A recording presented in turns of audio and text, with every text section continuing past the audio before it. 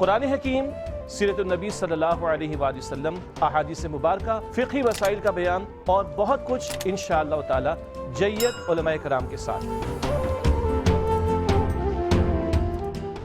افلا يتدبرون القرآن ام على قلوب اقفالها نحمده ونصلي على رسوله الكريم اما بعد بسم الله الرحمن الرحيم اللهم صل على محمد وعلى آل محمد وبارك وسلم رب اشرح لي صدري ويسر لي امري واحلل عقدة من لساني يفقهوا قولي واجعل لي وزيرا من اهلي آمين یا رب العالمین۔ ناظرین کرام السلام علیکم ورحمۃ اللہ وبرکاتہ۔ اللہ تعالیٰ کی ذات سے دعا ہے کہ آپ کو ہم سب کو اپنے حفظ و امان میں رکھے، عافیت اور سلامتی عطا فرمائے۔ مطالبات قرآن سیریز کا سلسلہ جاری، قرآن حکیم کے منتخب مقامات کا مطالعہ کر رہے ہیں۔ 5 حصوں کا مطالعہ مکمل ہوا اور اس سیریز کا بنیادی مقصد ایک طرف تو قرآن حکیم سے تعلق کی مضبوطی بھی ہے اور دوسری طرف قرآن حکیم کا پیغام سادہ الفاظ میں ہمارے سامنے آئے یہ بھی ہے، اور ساتھ ساتھ یہ بھی کہ ہمارا دین اس کا جامع تصور کیا ہے، ہمارا دین ہم سے کیا مطالبات کرتا ہے، ہماری دینی ذمہ داریاں کیا ہیں، انفرادی سطح پر ہماری ذمہ داریاں، اجتماعی سطح پر ہماری ذمہ داریاں، امتی ہونے کے ناطے ہماری ذمہ داریاں، یہ ہم جان رہے ہیں قرآن حکیم کے منتخب مقامات کے مطالعے کے ذیل میں۔ اور آپ کے علم ہے کہ اس مطالبات قرآن سیریز کو ہم نے 6 حصوں میں تقسیم کیا۔ آج سے ہم انشاءاللہ تعالی مطالبات قرآن سیریز کے 6 حصے کا آغاز کریں گے، جو کہ سورۃ الحدید کے مطالعے پر مشتمل ہے۔ اب ایک سورت مکمل ہے جس کی 29 آیات ہیں، اور درس تو یہ ایک ہی قرار پائے گا، لیکن کئی نشستوں میں اور کئی حصوں میں جا کر اس کی انشاءاللہ تعالی ہم تکمیل کریں گے۔ تو آئیے آج کا ہم باقاعدہ درس شروع کرنے کی طرف کچھ آگے بڑھتے ہیں۔ سب سے پہلی بات، یہ حصہ ششم ہے، یعنی 6واں حصہ ہے اس پوری سیریز کا، اور اس کا حصہ اول کہہ لیں کیونکہ درس تو یہ ایک ہے، مکمل مشتمل ہے سورۃ الحدید پر۔ البتہ حصہ ششم کو جیسے کہ میں نے عرض کیا کہ جو درس نمبر ہمارا 35 ہے وہ کئی حصوں پر مشتمل ہوگا۔ آج اس کے ہم پہلے حصے کا مطالعہ کریں گے اور امید ہے کہ اس کی پہلی 6 آیات کا مطالعہ ہم آپ کی خدمت میں پیش کریں گے۔ اس پوری صورت کو اور اس پورے درس کو ہم نے عنوان دیا ہے امت مسلمہ کی ذمہ داریاں۔ قرآن حکیم میں ہماری انفرادی ذمہ داریوں کا ذکر بھی آتا ہے اور اجتماعی ذمہ داریوں کا ذکر بھی آتا ہے۔ سورۃ الحدید کا جو مطالعہ کر رہے ہیں وہ اس عنوان کے تحت کہ امت مسلمہ کی ذمہ داریاں کیا ہیں، اور آج 6 حصے کا پہلا درس کہیے، پہلا حصہ کہیے، اس کی 6 آیات، سورہ حدید کی 6 آیات کا انشاءاللہ ہم کوشش کریں گے مطالعہ مکمل ہو اور اس کی تفسیر ابھی آپ کے سامنے آ جائے گی۔ 6واں حصہ ہے امت مسلمہ کی ذمہ داریاں، یاد ہے نا؟ دوسرا حصہ ایمان، تیسرا حصہ اعمال صالحہ، 4واں حصہ تواصی بالحق، 5واں حصہ تواصی بالصبر، اور اب 6واں حصہ ایک درس ایک سورت امت مسلمہ کی ذمہ داریاں۔ البتہ اس کو ہم تقریباً 7 دروس میں مکمل کریں گے یا 7 حصوں میں مکمل کریں گے انشاءاللہ تعالی۔ ان 7 حصوں کی تفصیل کچھ اس طرح ہے، آپ نوٹ فرما دیجئے گا۔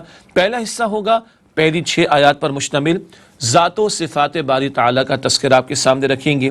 دوسرا حصہ ہوگا آیات 7 تا 11، دین اسلام کے تقاضے، ہم سے دین کے تقاضے، اجتماعی ذمہ داریوں کے حوالے سے کیا ہے، ان پر کلام ہوگا۔ اس کے بعد تیسرا حصہ ہوگا آیات 12 تا 15 پر مشتمل، دین کے تقاضے اور انجام آخرت، یعنی جو دین کے تقاضوں پر عمل کرنے والے ان کا انجام کیا ہوگا، حسین انجام، اور جو فرار اختیار کرنے والے ان کا برا انجام کیا ہوگا۔ چوتھا حصہ ہوگا قرب الہی کے حصول کا راستہ، ایمان کیسے ملے گا اور ایمان کے تقاضوں پر عمل کرنے کے لیے ترغیب اور تشویق اور انسپریشن، موٹیویشن کہاں سے ملے گی۔ 5واں حصہ حیات دنیا اور اس کے حوادث، بدلتے حالات میں یہ جو زندگی ہے، یہ زندگی کی حقیقت کیا ہے، اور بدلتے حالات میں کبھی خوشی، کبھی غمی، کبھی آسانی، کبھی مشکل، اس کا فلسفہ کیا ہے، اس پر کلام ہوگا۔ پھر 6واں حصہ ہوگا جہاں ہم تمام رسولوں کا مشن، نظام عدل کا قیام، اس پر تفصیلاً کلام کریں گے انشاءاللہ تعالی۔ اور 7واں حصہ ہوگا رہبانیت کا تذکرہ، جو کہ دین کے تقاضوں سے فرار کی راہ ہے، کہ دنیا جہاں کو چھوڑ کر کونے خدروں میں جا کر بیٹھ جاؤ اور معاشرے میں شیطان جو کچھ چاہے کرتا رہے، یہ رہبانیت کا تصور ہے کہ زندگی کے عین منجدھار کو چھوڑ کر کونے خدروں میں جا کر بیٹھ جاؤ۔ یوں 7 حصوں میں انشاءاللہ تعالی ہم سورۃ الحدید کا مطالعہ کریں گے، اور یہ 7 حصے گویا کہ آپ 7 نشستیں بھی کہہ سکتے ہیں، 7 دروس بھی کہہ سکتے ہیں۔ اب آئیے ناظرین کرام سورۃ الحدید کا مطالعہ شروع کرنے کے تعلق سے 2-3 آیات کا تلاوت کا اہتمام کر لیتے ہیں انشاءاللہ۔ اعوذ باللہ من الشیطان الرجیم، بسم اللہ الرحمن الرحیم۔ سبح للہ ما فی السماوات والارض وهو العزیز الحکیم، لہ ملک السماوات والارض یحیی ویمیت وهو علی کل شیء قدیر، هو الاول والآخر والظاہر والباطن وهو بکل شیء علیم۔ صدق اللہ العظیم۔ ان آیات کا ترجمہ اور تشریح آگے آپ کے سامنے ہم رکھیں گے انشاءاللہ تعالی۔ 27ویں اور 28ویں پارے کی 10 مدنی صورتوں میں شامل۔ آپ کو یاد ہوگا جب ہم نے سورہ تغابن کا مطالعہ کیا تھا دوسرے حصے میں، ہم نے مطالعہ کیا تھا سورہ جمعہ کا، سورہ صف کا، اور اسی طریقے پر سورۃ المنافقون کا چوتھے حصے میں، تو کچھ مقامات پر ہم نے ذکر کیا تھا کہ یہ صورتیں ہیں جو 10 مدنی صورتوں میں شامل ہیں، جن میں سے کچھ کا آغاز سبح یسبح سے ہوتا ہے۔ سورہ جمعہ کا آغاز، سورہ تغابن کا آغاز، سورہ صف کا آغاز اللہ کی تسبیح سے ہوتا ہے۔ آج سورہ حدید کا مطالعہ شروع کر رہے ہیں، اس کا آغاز بھی اللہ تعالیٰ کی تسبیح سے ہوتا ہے۔ اور پھر ہم نے ذکر کیا تھا، آپ کو یاد ہوگا 27ویں پارے کی یہ آخری صورت ہے الحدید، اور 28ویں پارے کی 9 صورتیں، یہ ٹوٹل 10 مدنی صورتیں ایک ساتھ آئی ہیں۔ یہ بہت اہم ہیں، ان پر ہم پہلے بھی کلام کر چکے ہیں جب دوسرے حصے میں سورہ تغابن کا مطالعہ کر رہے تھے، اور چوتھے حصے میں سورہ جمعہ اور سورہ صف کا ہم مطالعہ کر رہے تھے، یاد ہوگا آپ کو۔ تو 27ویں پارے اور 28ویں پارے کی 10 مدنی صورتوں میں سورہ حدید شامل ہے۔ اگلا نقطہ، اہم مضامین قرآن کے خلاصوں کا بیان۔ یہ بات پہلے بھی آئی تھی، مثلا ایمان کا موضوع بار بار قرآن پاک میں آیا، وہ سورہ تغابن میں بیان ہوا، اور 28ویں پارے میں شامل ہے وہ صورت، اور ہم نے دوسرے حصے میں ایمانیات کے بیان کے ذیل میں اس کا مطالعہ کیا۔ نفاق کا موضوع بار بار قرآن حکیم میں آیا، غزوہ تبوک کے ذیل میں بھی ہم نے سورہ توبہ کی آیات کی روشنی میں مطالعہ کیا۔ نفاق کے بیان کو مختصر انداز میں بڑے خلاصے کے طور پر سورۃ المنافقون میں ہم نے سمجھا چوتھے حصے میں۔ چنانچہ اہم مضامین قرآن ان کے خلاصے ہیں جو ان آخری 10 مدنی صورتوں میں آئے، اور امت کی ذمہ داریاں جا بجا قرآن پاک میں بیان کی گئی، ان کا بھی تذکرہ سورۃ الحدید میں ہمارے سامنے آئے گا انشاءاللہ تعالی۔ اب آئیے آیات کا تجزیہ کر لیں۔ جس طرح ہم نے آپ کے سامنے رکھا تھا کہ 7 حصوں میں یا 7 نشستوں میں ہم سورہ حدید کا مطالعہ کریں گے، تقریباً آیات کا بھی تجزیہ اسی انداز سے آ رہا ہے۔ پہلی 6 آیات جن کا مطالعہ کوشش کریں گے آج مکمل ہو، ذات و صفات باری تعالی، بہت اہم بات ہے۔ کیوں؟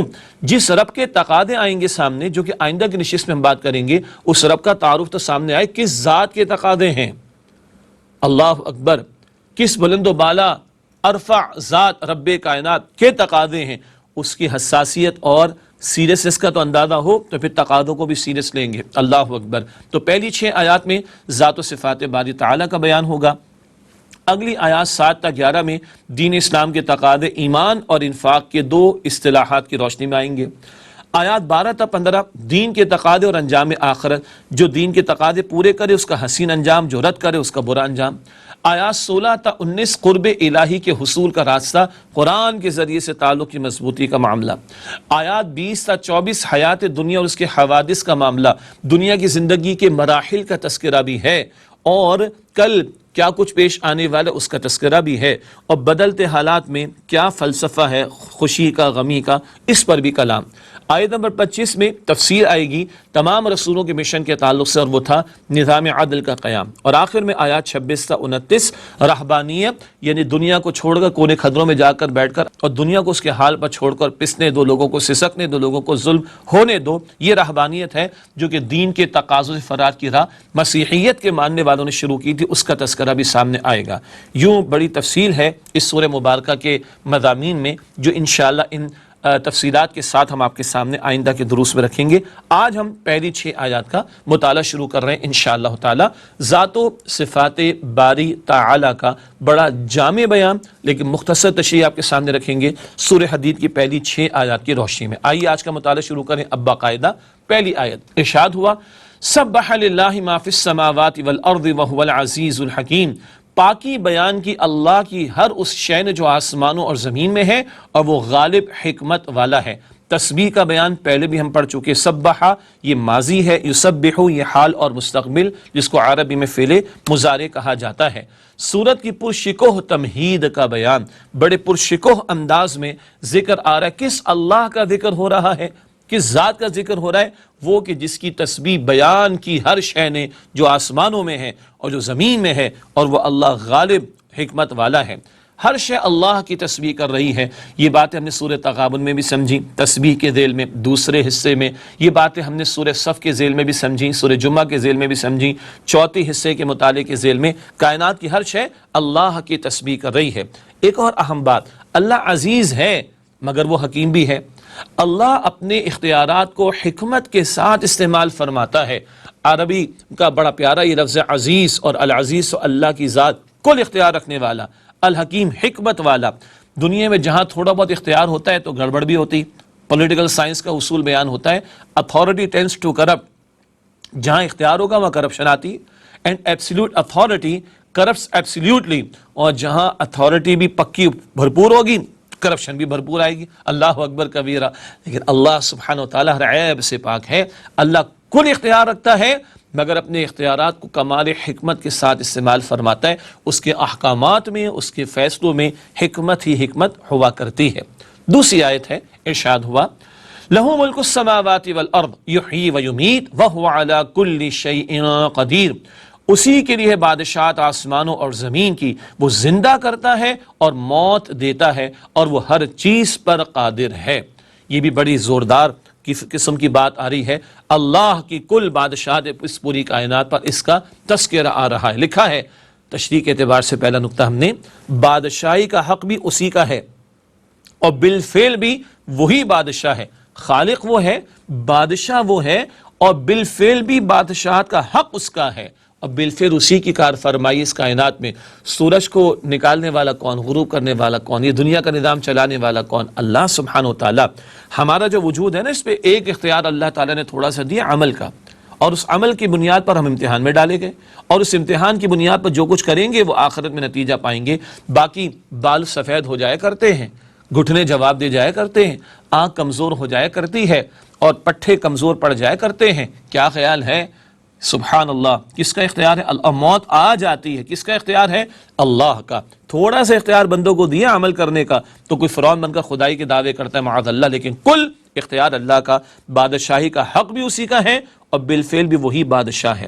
ہاں، جیسے کہ میں نے ذکر کیا، اللہ سبحانہ و تعالیٰ نے امتحان کے لیے ہمیں معمولی سے اختیار دیا ہے، چاہو تو شکر گزار بنو، چاہو تو ناشکرے بنو۔ باقی ایک کافر بھی جو کفر کرتا ہے، زبان اس کی بولتی ہی ہے، دیکھتی نہیں ہے۔ اس زبان کو بولنے کا اختیار دیا اللہ نے، دیکھنے کا نہیں۔ یہ کافر بھی، اس کی زبان بھی یوں اللہ کے حکم کی پابند ہے کہ زبان بولے گی، دیکھے گی نہیں، یہ آنکھ دیکھے گی، بولے گی نہیں، یہ کان سنے گا، دیکھے گا نہیں۔ سبحان اللہ، تھوڑا سا اختیار عمل کا دیا، باقی کل اختیار اللہ سبحانہ و تعالیٰ کا ہے۔ ہاں، اللہ تعالیٰ ہی ہمیں زندہ رکھے ہوئے ہے، اور وہی ہمیں موت دے گا۔ زندگی کا اختیار اللہ کے پاس، موت دینے کا اختیار اللہ کے پاس۔ وہ ہے الحی، از خود زندہ، القیوم، ہر ایک کو تھامنے والا۔ اور آخری بات جو آئی، وَهُوَ عَلَى كُلِّ شَيْءٍ قَدِيرٌ، لفظ کل بڑا قیمتی ہے، اللہ ہر چیز پر قادر ہے۔ کیا اہمیت اس لفظ کی، آئیے جانیں۔ لفظ کل اللہ تعالیٰ کی معرفت کے اعتبار سے پناہ گاہ ہے۔ کیا مطلب؟ اللہ کی ذات کو سمجھنا تو ہمارے لیے ممکن ہی نہیں، اللہ تعالیٰ کی صفات کو سمجھنا بھی ممکن نہیں۔ ہاں، کل کہہ کر جا بخشی ہماری ہو جائے گی کہ اللہ قدرت رکھتا ہے کتنی، we don't know, we can not evaluate, ہمیں نہیں معلوم، ہم اس کا اندازہ نہیں کر سکتے۔ تو کتنی قدرت رکھتا ہے؟ ہر شے پر قدرت رکھتا ہے۔ اس کل کے لفظ میں گویا کہ ہمارے لیے اللہ تعالیٰ کی معرفت کے اعتبار سے پناہ گاہ ہے۔ اس پر آگے بھی مزید کلام ہوگا انشاءاللہ۔ ناظرین کرام، ایک وقفہ لیتے اس کے بعد اگلی آیات کا مطالعہ آپ کے سامنے رکھیں گے۔ السلام علیکم ورحمۃ اللہ وبرکاتہ۔ السلام علیکم ورحمۃ اللہ وبرکاتہ۔ ناظرین، ہم خوش آمدید کہتے ہیں آپ کو۔ الحمدللہ، آج ہم نے مطالبات قرآن سیریز کے آخری حصے، چھٹے حصے کا مطالعہ شروع کیا، جو کہ ایک درس سورۃ الحدید پر مشتمل ہے، جو کہ طویل سورت ہے، تو کئی حصوں میں یہ درس انشاءاللہ تعالی مکمل ہوگا۔ سورہ حدید کی پہلی 6 آیات میں اللہ تعالیٰ کی ذات و صفات کا تذکرہ ہے۔ کیوں؟ بعد میں تقاضے آ رہے ہیں، تو پہلے کلیئرٹی رہے، وضاحت رہے، کس کے تقاضے سامنے آ رہے ہیں۔ تو رب العالمین کا تعارف ہے جو بڑے جامع انداز میں سورہ حدید کی پہلی 6 آیات میں ہمارے سامنے آ رہے ہیں۔ 2 آیات کا مطالعہ ہم نے مکمل کیا، اب آئیے آیت نمبر 3 سے مطالعہ آگے بڑھاتے ہیں۔ سورہ حدید کی آیت نمبر 3، اعوذ باللہ من من الشیطان الرجیم بسم اللہ الرحمن الرحیم هو الاول والآخر والظاہر والباطن وهو بكل شیء علیم، وہی ہے پہلا اور آخری اور ظاہر اور پوشیدہ، اور وہ ہر چیز کو خوب جاننے والا ہے۔ یہ آیت نمبر 3 کا ترجمہ ہے۔ یہاں اللہ تعالیٰ کے 4 صفاتی ناموں کا تذکرہ ایک عجیب شان کے ساتھ آیا ہے۔ پہلا نقطہ تشریح کے اعتبار سے قرآن حکیم کے مشکل ترین مقامات میں سے ایک مقام یہ ہے، بڑی مشکل پیش آتی ہے بعض مرتبہ اس مقام کی تشریح کرنے کے اعتبار سے، اور بعض بڑے بڑے مفسرین اس مقام پر خاموش ہو گئے کہ بڑا گہرا اور عمیق مقام ہے۔ کیسے بھلا؟ ایک سادہ نقطہ جس سے وضاحت ہو کہ ایسا مشکل مقام ہے۔ ان صفات کا بیک وقت کسی ذات میں جمع ہونا ہمارے ناقص فہم میں آنا ناممکن۔ جو کوئی شے اول ہے یا جو کسی شے کا اول ہے وہ اس کا آخر تو نہیں ہو سکتا نا، ہمارے ناقص فہم کے مطابق۔ یہاں اللہ تعالیٰ کے بارے میں ذکر آ رہا ہے وہ الاول بھی ہے، وہ الآخر بھی ہے، وہ الظاہر بھی ہے، وہ الباطن بھی ہے۔ ایک شے خارج میں تو وہ ظاہر ہے، ایک شے پوشیدہ ہے تو وہ باطن ہے۔ بیک وقت کا معاملہ ہونا یہ ہمارے ناقص فہم میں آنے والی بات نہیں ہے۔ ویسے ایک بڑا پیارا شعر ہے جو کسی نے کہا کہ تو دل میں تو آتا ہے، اللہ تعالیٰ کے بارے میں، تو دل میں تو آتا ہے سمجھ میں نہیں آتا، تو دل میں تو آتا ہے سمجھ میں نہیں آتا، پس میں جان گیا تیری پہچان یہی ہے۔ وہ اللہ سمجھ میں نہیں آ سکتا، ہماری عقل محدود، اللہ کا علم، اللہ کی قدرت لامحدود، اللہ کی ذات تو بڑی بات، اللہ کی صفات کو سمجھنا بھی ہمارے لیے ممکن نہیں ہے۔ اس اعتبار سے یہ مقام بڑا ایک گہرا مقام ہے، اور بھی اس میں کچھ مباحث ہیں، فلسفیانہ مباحث بھی ہیں، اور ان مباحث کے ذیل میں بعض اہل علم نے جوابات بھی دیے۔ ان مباحث کو یہاں چھیڑنے کی ہمیں کوئی حاجت نہیں ہے، البتہ یاد رہے ہے یہ ذرا ایک مشکل مقام۔ البتہ ایک حدیث مبارک میں نبی اکرم صلی اللہ علیہ وسلم نے دعائیہ انداز میں جو جملے عطا فرمائے، ان سے ان باتوں کو، یہ 4 صفات اللہ تعالیٰ کی، ہمارے لیے ایک آسانی ہو جاتی ہے بنیادی فہم حاصل کرنے میں۔ چنانچہ نبی اکرم صلی اللہ علیہ وسلم نے اس آیت کے فہم کو اپنی مناجات میں ان الفاظ کے ذریعے آسان فرما دیا۔ خوبصورت بات آ گئی، اور اللہ کے پیغمبر علیہ السلام آسانی فرمانے کے لیے آئے تھے نا، تو آئیے آپ صلی اللہ علیہ وسلم کی دعا کے الفاظ سے اس آیت کا ایک آسان فہم ہم جان لیتے ہیں۔ صحیح مسلم شریف میں تذکرہ موجود ہے، یہ روایت موجود ہے، انت الاول فلیس قبلک شیء، اے اللہ تو وہ پہلا ہے کہ تجھ سے پہلے کچھ نہیں تھا، وانت الآخر فلیس بعدک شیء، اور تو وہ آخر ہے کہ جس کے بعد کچھ نہیں، وانت الظاہر فلیس فوقک شیء، اور تو وہ غالب ہے کہ جس کے اوپر کچھ نہیں، وَأَنْتَ الْبَاطِنُ فَلَيْسَ دُونَكَ شَيْءٌ، اور تو وہ مخفی یعنی پوشیدہ ہے کہ تجھ سے پرے اور تجھ سے زیادہ مخفی اور کوئی نہیں۔ تو وہ اول ہے جس سے قبل کوئی نہیں، تو وہ آخر جس کے بعد کوئی نہیں، تو وہ ظاہر، تیری قدرت کی علامات اور نشانیاں موجود کہ تجھ سے زیادہ کوئی ظاہر نہیں، اور تو وہ پوشیدہ کہ جس سے زیادہ کوئی پوشیدہ نہیں۔ ان الفاظ میں ہمارے لیے آسانی اور پناہ گاہ کی بات ہے اللہ تعالیٰ کے ان 4 صفاتی ناموں کے اعتبار سے۔ باقی مشکل مباحث وہ تفاسیر میں دیکھیے گا، اور پھر کچھ سیکھنے کی ہم کوشش کر لیں گے انشاءاللہ تعالی۔ اس کے بعد ایک اور بات آپ کے سامنے رکھیں، پچھلی آیت میں وَهُوَ عَلَى كُلِّ شَيْءٍ قدیر کے الفاظ تھے، اب کیا بات آئی؟ وَهُوَ بِكُلِّ شَيْءٍ عَلِيمٌ۔ بہت اہم نقطہ، ایک تو لفظ کل ہم نے سمجھا تھا کیا کہ لفظ کل میں ہمارے لیے پناہ کا معاملہ ہے۔ اللہ تعالیٰ کی ذات ہمارے فہم سے بہت بلند، ہاں اللہ تعالیٰ کا تعارف ملتا ہے اس کی صفات کے ذریعے سے، اس کی قدرت کی نشانیوں کے ذریعے سے، اس کی قدرت کے نظاروں کے ذریعے سے، لیکن اللہ تعالیٰ کی صفات کو بھی جیسا کہ وہ ہیں سمجھنا ممکن نہیں ہے۔ تو کل کے لفظ میں ہمارے لیے پناہ گاہ ہے۔ اللہ ہر شے پر قادر ہے۔ اللہ کتنا قادر ہے ہم ایویلویٹ نہیں کر سکتے، اللہ ہر شے پر قادر ہے۔ اللہ کا خوب علم ہے، کتنا علم ہے ہم کاؤنٹ نہیں کر سکتے، شمار نہیں کر سکتے۔ اللہ ہر شے کا علم رکھنے والا ہے۔ یہ کل کا لفظ ہمارے لیے اللہ تعالیٰ کی صفات کے فہم کے ضمن میں پناہ گاہ ہے، ایک بات۔ دوسری بات، یہ دو صفات اور ان دو صفات کے ساتھ کل کا لفظ بار بار قرآن کریم میں آتا ہے، علی کل شیء قدیر بکل شیء علیم، علی کل شیء قدیر بکل شیء علیم۔ اللہ ہر شے پر قدرت رکھتا ہے، اللہ ہر بات کو جانتا ہے۔ کیوں؟ اکثر لوگوں کے دماغوں میں ایک سوال اٹھتا ہے، مرنے کے بعد دوبارہ زندگی، ہم ریزہ ریزہ ہو جائیں گے، قبر میں مٹی مٹی ہو جائیں گے، دوبارہ پیدا کیا جائے گا۔ اللہ ہر بات پر قادر ہے۔ اچھا، ہمارے اعمال ریکارڈ پر رہیں گے، ہماری باتیں ریکارڈ پر رہیں گی، ہماری سوچیں ارادے ریکارڈ پر رہیں گے، اللہ ہر شے کا علم رکھنے والا ہے۔ ان دو پہلوؤں کے اعتبار سے مرنے کے بعد دوبارہ زندگی، ہمارے اعمال کو ریکارڈ پر رہیں گے، ان دو کے حوالے سے اکثر شبہات لوگوں میں ہوتے ہیں، اور ان دو کے اعتبار سے اکثر قرآن کریم میں کل کا لفظ علی کل شیء قدیر اور بکل شیء علیم کے الفاظ آیا کرتے ہیں۔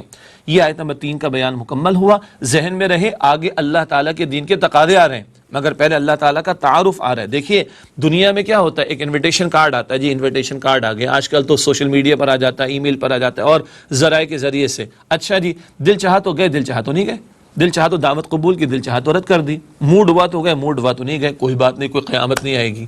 اللہ تعالیٰ کی جو دعوت آ رہی ہے نا اللہ تعالیٰ کے جو تقاضے آ رہے ہیں، دل چاہا تو کریں گے، دل چاہا تو نہیں کریں گے، یہ ایسا ایشو نہیں ہے، کرنا پڑے گا، عمل کرنا پڑے گا۔ کس کے تقاضے ہیں؟ یہ کسی ہما شما کے تقاضے نہیں، یہ رب العالمین کے تقاضے، خالق کائنات کے تقاضے۔ اس رب العالمین کا تعارف پہلے، اور پھر آیت نمبر 7 سے تقاضوں کا ذکر آئے گا، وہ بعد میں آپ کے سامنے رکھیں گے انشاءاللہ تعالی۔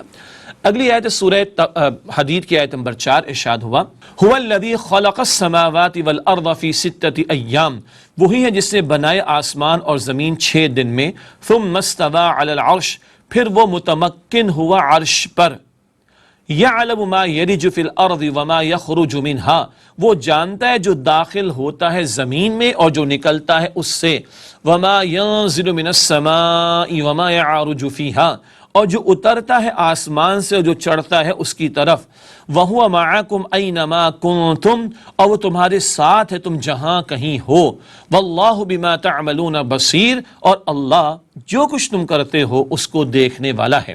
یہ سورہ حدید کی آیت نمبر 4، پھر مزید اللہ تعالیٰ کی قدرت کی نشانیاں اور اللہ تعالیٰ کی صفت علم کا تذکرہ بھی آ رہا ہے۔ آئیے اس آیت کریمہ کی تشریح کرتے ہیں۔ پہلی بات، 6 دن کی حقیقت سے ہم واقف نہیں، بار بار قرآن پاک میں ذکر آتا ہے کہ 6 دنوں میں اللہ نے آسمانوں اور زمین کو بنایا۔ ہاں، سورہ حامی میں سجدہ کی چند ابتدائی آیات میں 6 دنوں کی تھوڑی سی وضاحت کا ذکر آیا کہ 4 دنوں میں زمین کا بنایا جانا، خوراک کا معین کیا جانا، 2 دنوں میں آسمانوں کو بنا دیا جانا، یہ ایک ذرا سی بائفرکیشن یا وضاحت تو ہے، لیکن یہ 6 دنوں کی اصل حقیقت کیا ہے؟ واللہ اعلم۔ کیا یہ ہمارے 24 گھنٹے والے 24 گھنٹے کے 6 دن ہیں؟ نہ، واللہ اعلم، حقیقت کو ہم پہنچ نہیں سکے ابھی۔ اگلا نقطہ، کائنات کا خالق بھی اللہ ہے اور حاکم بھی اللہ سبحانہ وتعالی ہے۔ اللہ نے پیدا بھی فرمایا، وہ عرش پر متمکن ہوا، اس پوری کائنات پر حکم اللہ کا چل رہا ہے، شب و روز کے فیصلے اللہ فرما رہا ہے۔ ہاں، تھوڑی بات ہم پہلے کر چکے، تھوڑا اختیار دیا بندوں کو، وہ امتحان کے طور پر ہے، ورنہ حاکم اللہ، خالق بھی وہ ہے، مالک بھی وہ ہے، رازق بھی وہ ہے، معبود بھی وہ ہے اور حاکم بھی وہ ہے۔ اشارہ کس بات کی طرف ہے؟ حکم اللہ کا چلنا چاہیے بندوں کے معاملات زندگی میں بھی۔ پوری کائنات پر اللہ کا حکم چل رہا ہے، وہ عرش پر متمکن ہے، اس کے احکام جاری ہیں، تو اس کائنات میں جب اللہ کا حکم جاری تو بندے بھی اپنے معمولات زندگی، انفرادی زندگی ہو، اجتماعی اور ریاستی زندگی ہو، اللہ ہی کو حاکم مان کر اس کے احکام پر عمل اور ان کے نفاذ کی کوشش کریں۔ پھر اللہ تعالیٰ کی صفت علم کی شان بیان ہوئی ہے، یعلم ما یلج فی الارض، جو زمین میں داخل ہوتا ہے، وما یخرج منها، جو اس سے نکلتا ہے، وما ینزل من السماء، جو آسمان سے اترتا ہے، وما یعرج فیہا، جو آسمان میں چڑھتا ہے۔ کئی باتیں بیان کی جا سکتی، مثال کے طور پر زمین میں بیج کا جانا، زمین سے کوپل کا نکلنا، پودے کی شکل اختیار کرنا، آسمان سے بارش کا برسنا، زمین سے بندوں کی دعائیں اور اعمال اور روحوں کا اوپر جانا، یہ ایک ایک 2 مثالیں ہیں۔ یہ سب کچھ اللہ کے علم میں ہے۔ اللہ میکرو لیول کی باتیں بھی جانتا ہے اور اللہ مائکرو لیول کی باتیں بھی جانتا ہے۔ اور سنیں، وَهُوَ مَعَكُمْ أَيْنَمَا كُنْتُمْ، اور اللہ تمہارے ساتھ ہے تم جہاں کہیں بھی ہو۔ اللہ ایک ایک فرد اور ایک ایک بندے سے واقف ہے، اس کے ظاہر سے بھی اور باطن سے بھی۔ ہاں الفاظ ہے اللہ تمہارے ساتھ معکم، تو اس معکم میں معیت کے دو پہلو ہیں۔ اللہ کی معیت کی دو شانیں، ایک معیت عمومی ساتھ ہونا، ایک معیت خصوصی خاص معاملہ۔ اللہ تعالیٰ کی نظر کرم ہر ایک پر ہے، کل مخلوقات جی رہی ہیں اللہ کے اذن سے، اللہ کے حکم سے، اللہ ان کے ساتھ ہے، اللہ کے اذن سے سانس چل رہی، اللہ کے اذن سے ان کے اعضاء جسمانی حرکت کر رہے ہیں۔ اور ایک اللہ کی معیت خصوصی ہوتی ہے، جیسے سورۃ البقرہ آیت نمبر 153 میں ہم نے پڑھا تھا 5ویں حصے میں، ان اللہ مع الصابرین، بے شک اللہ صبر کرنے والوں کے ساتھ ہے۔ اور آخری نقطہ ہے اللہ بذات خود دیکھ رہا ہے کہ کون کیا کر رہا ہے۔ سبحان اللہ، اللہ ہر ایک کو خود دیکھ رہا ہے۔ یہ تو جو قرآن پاک میں ذکر آتا ہے کہ نام اعمال پیش کیا جائے گا، کرامن کاتبین لکھ رہے ہیں، تمہارے اعضاء گواہی دیں گے، یہ زمین گواہی دے گی، یہ تو اتمام حجت کے لیے ہے تاکہ کوئی جھوٹ بولنا چاہے تو اس کا کیا دھرا سامنے آ جائے، ورنہ اللہ از خود مجھے اور آپ کو دیکھتا ہے اور علیم بذات الصدور ہے، سینوں کے رازوں تک سے بھی واقف ہے۔ ناظرین ہم ایک وقفہ لیتے ہیں، اس کے بعد مزید 2 آیات کا ذکر اور مطالعہ آپ کے سامنے رکھیں گے۔ السلام علیکم ورحمۃ اللہ وبرکاتہ۔ السلام علیکم ورحمۃ اللہ وبرکاتہ۔ ناظرین ہم خوش آمدید کہتے ہیں آپ کو۔ سورہ حدید کا ہم نے مطالعہ شروع کیا ہے آج، اور اب بات کو آگے بڑھاتے ہیں۔ اگلی آیت ہے سورہ حدید کی آیت نمبر 5، ارشاد ہو رہا ہے اعوذ باللہ من الشیطان الرجیم، بسم اللہ الرحمن الرحیم، لہ ملک السماوات والارض، اسی کے لیے ہے بادشاہت آسمانوں اور زمین کی، وَإِلَى اللَّهِ تُرْجَعُ الْأُمُورِ، اور اللہ ہی کی طرف لوٹائے جاتے ہیں تمام معاملات۔ یہ آیت نمبر 5 ہے اور آپ غور کر رہے ہیں لہو ملک السماوات والارض، یہ الفاظ آیت نمبر 2 میں بھی آئے تھے، پھر یہاں پر دہرائے گئے ہیں۔ اس میں بڑی اہمیت ہے اور بڑی حکمت ہے، آئیے اس پر کلام کرتے ہیں آیت کی تشریح کے اعتبار سے۔ پہلی بات، اکثریت اللہ تعالیٰ کو خالق تو مان لیتی ہے لیکن بادشاہ مان کر اس کے احکامات کے نفاذ کے لیے تیار نہیں ہوتی۔ یہ ہے نا مسئلہ، اللہ کو ہم خالق مانتے ہیں، معبود مانتے ہیں، بجا اور بھائی اس کی عبادت 24 گھنٹے مطلوب ہے نا، اس وجود پر بھی اللہ کا حکم چلے، میرے گھر میں بھی اللہ کا حکم چلے، اللہ ہم سب کا معبود ہے، معاشرے میں اللہ کا حکم چلے، ریاست کی سطح پر اللہ کا حکم چلے، اللہ کی عبادت 24 گھنٹے مطلوب ہے۔ تو اللہ کی عبادت گھر میں بھی ہوگی، مسجد میں بھی ہوگی، بازار میں بھی ہوگی، خوشی کے موقع پر بھی مطلوب ہے، غمی کے موقع پر بھی مطلوب ہے۔ اللہ کی عبادت اس کے حکم پر عمل کرنا پارلیمنٹ میں بھی مطلوب ہے، ریاست کے امور میں بھی مطلوب ہے، اجتماعی معاملات زندگی میں بھی مطلوب ہے۔ آج ہمارا المیہ بھی یہ ہے کہ عظیم اکثریت اللہ کو خالق مان رہی ہے مگر اس کو حاکم مان کر اس کے احکامات پر عمل اور اس کے احکام کے نفاذ کی جد و جہد نہیں کر رہی۔ 3 مرتبہ قرآن کریم میں ذکر ہے، سورہ یوسف کی آیت نمبر 40 بھی ہے، سورہ یوسف کی آیت نمبر 67 بھی ہے، سورہ انعام کی آیت نمبر 57 بھی ہے، ان الحکم الا للہ، حکم کا اختیار تو اللہ تعالیٰ کے لیے ہے، سروری زیبا فقط الذات بے ہمتا کو ہے، حکمراں ایک وہی باقی بتانے آزری۔ یہ تصور آج ہمارے ذہنوں سے اور امت کے ذہنوں سے اوجھل ہو گیا۔ ہم نے سمجھا تھا سورہ حجرات کی آیت نمبر 1 میں بھی، یا ایھا الذین آمنوا لا تقدموا بین یدی اللہ ورسولہ، اے ایمان والو اپنے معاملات کو اللہ تعالیٰ اور اس کے رسول علیہ الصلوۃ والسلام سے آگے نہ بڑھاؤ۔ کیا مطلب؟ تمام معاملات زندگی میں اپنے آپ کو نیچے رکھو، اللہ اور اللہ کے رسول کے حکم کے تابع رکھو۔ یہ بات ہم نے سمجھی تھی نا۔ تو آج اللہ کو بادشاہ نہیں مانا جا رہا، آج اللہ تعالیٰ کو حاکم نہیں مانا جا رہا۔ انفرادی معاملات میں کچھ لوگ تو ہیں جو اللہ کی عبادت انفرادی امور میں کر لیتے ہیں، لیکن عظیم اکثریت تو انفرادی معاملات میں بھی ڈنڈی مار رہی، اور رہا اجتماعی معاملات کا پہلو تو وہ دین جو بڑی شان سے نکلا تھا وطن سے، پردیس میں وہ آج غریب الغربا ہے والی بات آ گئی۔ یہ وہ تصور ہے جو اللہ کا دین ہمیں عطا کرتا ہے۔ اسی تعلق سے آپ کو یاد ہوگا ہم نے 4تھے حصے میں سورۃ الصف کا مطالعہ کیا اور نبی اکرم صلی اللہ علیہ وسلم کے مشن پر کلام کیا تفصیل سے، اور سورہ صف کی آیت نمبر 9 کے ذیل میں بات سامنے آئی، لیظہرہ علی الدین کلہ۔ حضور علیہ السلام کا مشن کیا تھا؟ نظام زندگی پر، سسٹم آف لائف پر اللہ تعالیٰ کے دین کو غالب فرما دیں آپ صلی اللہ علیہ وآلہ وسلم۔ یہ آج امت مسلمہ سے تقاضا ہے۔ سورہ شورى آیت نمبر 13 میں تقاضا ہم سے آتا ہے، اقیم الدین ولا تتفرقوا فی، اللہ کے دین کو قائم کرنے کی جد و جہد کرو، اس بارے میں تفرقے میں مبتلا نہ ہو جاؤ۔ تو لہو ملک السماوات والارض 2 مرتبہ ان 6 آیات میں ذکر آئے۔ آیت نمبر 2 میں بھی ہم نے پڑھا، آیت نمبر 5 میں بھی پڑھ رہے ہیں۔ اللہ ہی کے لیے آسمان و زمین کی بادشاہت ہے، اشارہ اس بات کی طرف ہے کہ امت بیدار ہو، غفلت کو چھوڑے اور اللہ کی حاکمیت کے نفاذ اور اللہ کی شریعت اور احکامات کے نفاذ کے لیے تن من دھن لگانے کی کوشش کرے۔ امت مسلمہ ہونے کے ناطے آج یہ ذمہ داری ہمارے کاندھوں پر ہے، اللہ تعالی ہمیں اس کی توفیق عطا فرمائے۔ اگلا نقطہ، اللہ تعالیٰ کی حکومت کا تصور ہی مسلمانوں کے ذہن سے نکل گیا۔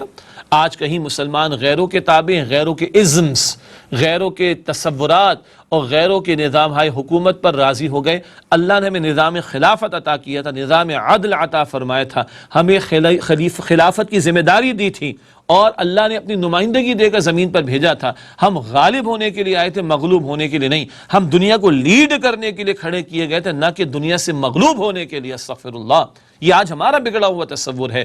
تو آج اللہ کی حکومت کا تصور ہی ہمارے ذہنوں سے نکل گیا۔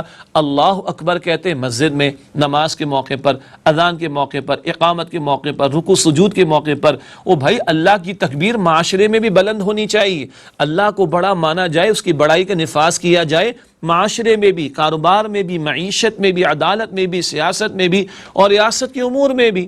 سبحان اللہ، اللہ کے پیغمبر علیہ السلام سے فرمایا گیا تھا، سورہ مدثر کے آغاز میں ذکر ہے وَرَبَّكَ فَكَبِّرْ، اپنے رب کی بڑائی کا بول بالا کیجئے۔ سورہ بنی اسرائیل کے آخر میں آتا ہے وَكَبِّرْهُ تَكْبِيرًا، اپنے رب کی بڑائی کو بیان کیجئے جیسے اس کی بڑائی کو بیان کرنے کا حق ہے۔ تو بڑائی حضور نے بیان بھی کی، اللہ اکبر اللہ اکبر اللہ اکبر، اور آپ صلی اللہ علیہ وسلم نے بڑائی کا نفاذ کر کے دکھایا 23 برس کی جد و جہد کے ذریعے سے۔ یہ تصور آج مسلمانوں کے ذہنوں سے نکل گیا ہے۔ آگے ذکر آگے اللہ تعالیٰ نے اس آیت کے آخر میں فرمایا وَإِلَى اللَّهِ تُرْجَعُ الْأُمُورِ، اور اللہ ہی کی طرف لوٹائے جاتے ہیں تمام معاملات۔ آج تمہیں اللہ نے اختیار دیا ہے، اس اختیار کو تم کہاں استعمال کر رہے ہو؟ اللہ کی فرما برداری میں یا اللہ کی نافرمانی میں؟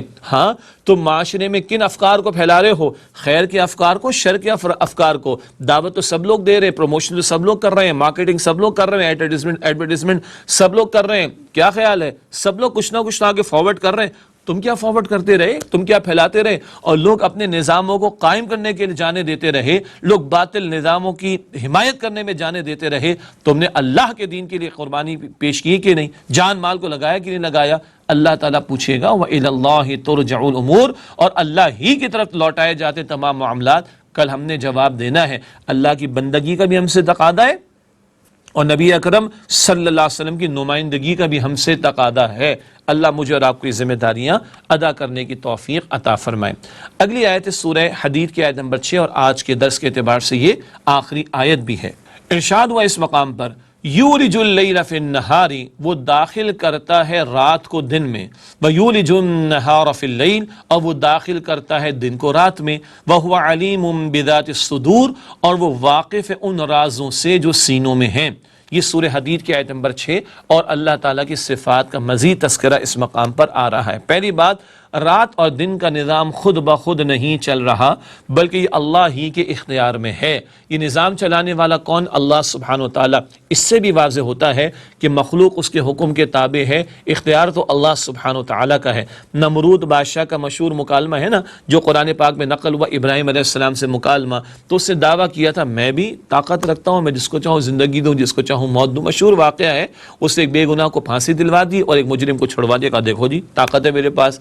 ابراہیم علیہ السلام اس کا بھی جواب دے سکتے تھے، مگر توحید کے دلائل کم تھوڑا ہی ہیں۔ فرمایا کہ اچھا، میرا رب تو مشرق سے نکالتا ہے سورج کو، تو مغرب سے نکال کر دکھا دے۔ فبہت الذی کفر، مبہوت اور حیران اور پریشان ہو کر رہ گیا وہ جس سے کفر کیا تھا، یعنی نمرود۔ تو اللہ تعالیٰ کی نشانیاں جا بجا قرآن پاک میں بیان ہوئی، اللہ تعالیٰ کی قدرت کے نظارے جا بجا موجود ہیں۔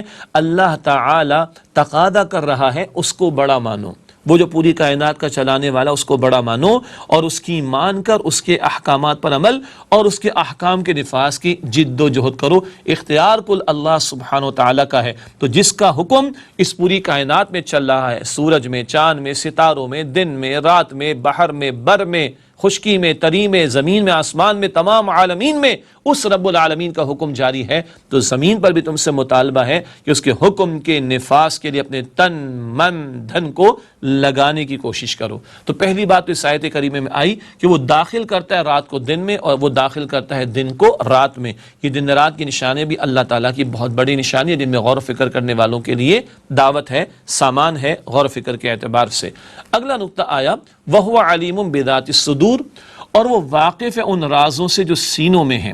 تیسری بار اللہ تعالیٰ کی صفت علم پر زور دیا گیا ہے۔ اللہ جانتا ہے جو کچھ زمین میں جاتا ہے، جو کچھ زمین سے نکلتا ہے، جو آسمان سے اترتا ہے، جو آسمان پر چڑھتا ہے، اللہ کے علم میں ہے۔ تم جو کرتے ہو اللہ کے علم میں ہے۔ یہ سب ظاہر کے معاملات ہیں، اب باطن کے معاملات آ گئے۔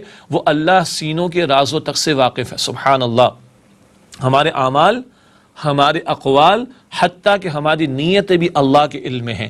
اللہ کی بڑائی بیان ہو رہی ہے، اب تم اللہ کی بڑائی کو فیل کرتے ہو کہ نہیں، محسوس کرتے ہو کہ نہیں، تسلیم کرتے ہو کہ نہیں، مانتے ہو کہ نہیں، اللہ جانتا ہے۔